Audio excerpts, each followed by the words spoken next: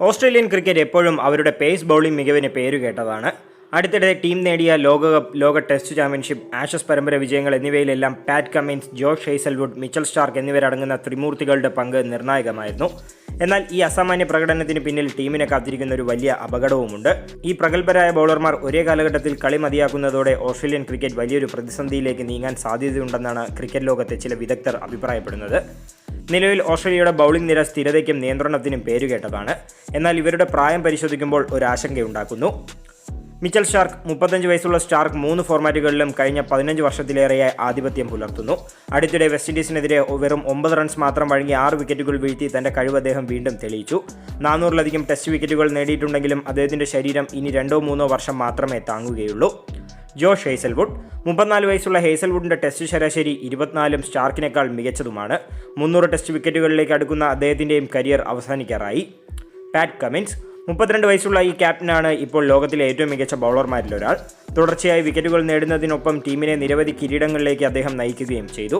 പക്ഷേ ഇടയ്ക്കിടയ്ക്കുള്ള പരിക്ക് കാരണം അദ്ദേഹത്തിന്റെ കരിയറും ചുരുങ്ങിയ വർഷങ്ങൾക്കുള്ളിൽ തന്നെ അവസാനിച്ചേക്കാം. സ്കോട്ട് ബോളണ്ട് 36 വയസ്സുള്ള ബോളണ്ട് പ്രധാന ബൗളർമാർക്ക് പരിക്ക് സംഭവിക്കുമ്പോൾ പകരക്കാരനായി ടീമിലെത്തി ശ്രദ്ധേയമായ പ്രകടനം കാഴ്ചവെക്കാറുണ്ട്. എന്നാൽ അദ്ദേഹവും കരിയറിന്റെ അവസാന ഘട്ടത്തിലാണ്. ഈ കളിക്കാരെല്ലാം ഒരേ പ്രായത്തിലുള്ളവരായതിനാൽ ഇവരെല്ലാം ഒരുമിച്ച് വിരമിക്കാനുള്ള സാധ്യതയുമുണ്ട്. പരമ്പരാഗതമായി ടീമുകൾ 2 രീതികളിലാണ് യുവ കളിക്കാരെ വളർത്തുന്നത്. എന്നാൽ ഓസ്ട്രേലിയയുടെ കാര്യത്തിൽ ഈ 2 രീതികളും ഇപ്പോൾ ഫലപ്രദമല്ലാതായിരിക്കുന്നു. ഘട്ടം ഘട്ടമായുള്ള വളർച്ച. ഈ രീതിയിൽ ഒരു യുവ ബൗളറെ പരിചയസമ്പന്നരായ കളിക്കാർക്കൊപ്പം കളിപ്പിച്ച് അന്താരാഷ്ട്ര മത്സരങ്ങളിൽ പരിചയം നൽകുന്നു. മുതിർന്ന കളിക്കാർ വിരമിക്കുമ്പോൾ ഈ യുവ കളിക്കാരൻ പ്രധാന ബൗളറായി മാറും. ഭുവനേശ്വർ കുമാറിനൊപ്പം കളിച്ച് ജസ്പ്രീത് ബുംറ ഇന്ത്യൻ ടീമിന്റെ പ്രധാന ബൗളറായി മാറിയത് ഇതിന് മികച്ച ഉദാഹരണമാണ്. മുൻപ് ഓസ്ട്രേലിയയും ഈ രീതി പിന്തുടർന്നിരുന്നു. എന്നാൽ നിലവിൽ പ്രധാന ബൗളർമാർക്ക് പരിക്കേൽക്കാത്തതുകൊണ്ട് തന്നെ യുവതാരങ്ങൾക്ക് അധികം അവസരങ്ങൾ ലഭിക്കുന്നില്ല. പരിക്കിന് പകരക്കാരൻ. പരിക്കേറ്റ കളിക്കാരന് പകരം യുവതാരങ്ങൾക്ക് അവസരം നൽകുന്ന രീതിയാണിത്. എന്നാൽ ഓസ്ട്രേലിയൻ ടീമിൽ പ്രധാന ബൗളർമാർക്ക് പരിക്ക് സംഭവിക്കുമ്പോൾ സ്കോട്ട് ബോളണ്ടിനെ പോലെയുള്ള മുതിർന്ന താരങ്ങളാണ് പകരക്കാരായി എത്തുന്നത്. ഇത് യുവ കളിക്കാർക്ക് അന്താരാഷ്ട്ര വേദിയിൽ പരിചയം നേടാനുള്ള അവസരം ഇല്ലാതാക്കുന്നു. ഈ 2 വഴികളും അടഞ്ഞതിനാൽ അടുത്ത ഏതാനും വർഷങ്ങൾക്കുള്ളിൽ പ്രധാന ബൗളർമാർ വിരമിക്കുമ്പോൾ ആ സ്ഥാനത്തേക്ക് കളിക്കാൻ അനുഭവസമ്പത്തുള്ള യുവനിര ഓസ്ട്രേലിയയ്ക്കുണ്ടാകില്ല. ഇംഗ്ലണ്ട് ക്രിക്കറ്റിൽ ജെയിംസ് ആൻഡേഴ്സണും സ്റ്റുവർട്ട് ബ്രോഡും ഒരേ സമയം വിരമിച്ചപ്പോൾ ഉണ്ടായ പ്രതിസന്ധിക്ക് സമാനമായ ഒരു അവസ്ഥ ഓസ്ട്രേലിയയും കാത്തിരിക്കുന്നുണ്ട്.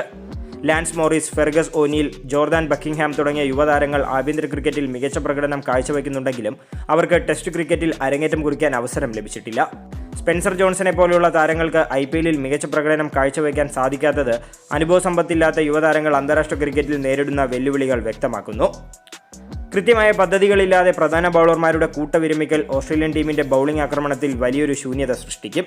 ഇത് അവരുടെ ക്രിക്കറ്റ് മേധാവിത്വത്തെ തന്നെ തകർക്കാൻ സാധ്യതയുണ്ട്. ഈ പ്രതിസന്ധിയെ ഓസ്ട്രേലിയൻ ക്രിക്കറ്റ് എങ്ങനെ മറികടക്കുമെന്നറിയാനാണ് ഇന്ന് ക്രിക്കറ്റ് ലോകം ഉറ്റുനോക്കുന്നത്.